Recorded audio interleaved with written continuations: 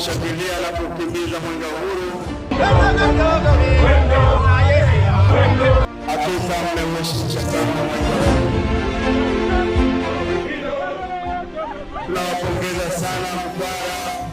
Mwenge wa uhuru leo umepitia miradi mbalimbali, umeweka mawe ya msingi.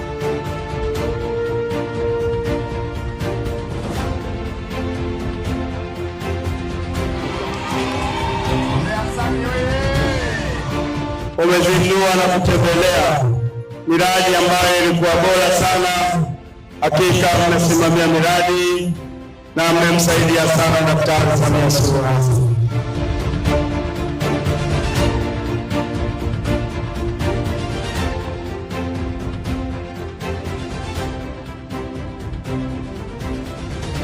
Mbio za mwenge wa uhuru mwaka 2026 imekuja leo hapa Mtwara Mkindani kuja kutuhamasisha na kutukumbusha juu ya kutunza amani na utulivu wa nchi yetu chini ya kauli mbiu isemayo Tanzania ni yetu sote, tushikamane kwa pamoja kuleta maendeleo.